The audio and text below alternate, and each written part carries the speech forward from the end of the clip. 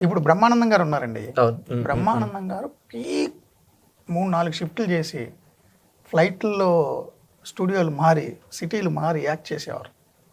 అప్పుడు మనందరం ఎంజాయ్ చేసాం. ఇప్పుడు చిన్న పిల్లలు ఉన్నారు.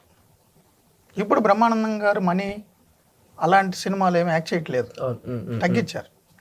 అయినా ఆయన పీక్లో ఉన్నప్పుడు సినిమాలు చూడని వ్యక్తులు జనరేషన్ కూడా జెన్జీ వాళ్ళు కూడా బ్రహ్మీ లిపి ఏదైనా టాపిక్ వచ్చిందనుకో ఆయన ఫేస్ ఎక్స్ప్రెషన్స్ మీమ్స్గా వాడుతున్నారు.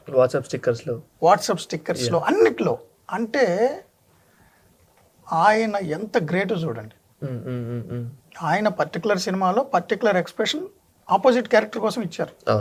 కానీ ఇప్పుడు జనరేషన్ కాదు, నెక్స్ట్ జనరేషన్ కూడా ఏదైనా ఒక ఎక్స్ప్రెషన్ ఇవ్వాల్సి వస్తే ఆయన స్టిక్కర్స్ని ఎమోజీని పంపిస్తున్నారంటే ఎంత గ్రేట్ అయినా కదా. ట్రూ. పాజిటివ్. అది మీమర్స్ అయినా ట్రోలర్స్కైనా మెటీరియల్ అయ్యామంటే చాలా హ్యాపీ. బట్ అది ఏ స్థాయిలో ఉంది అనేది చూసుకోవాలి, దేనికి చూస్తున్నామని చూడాలి.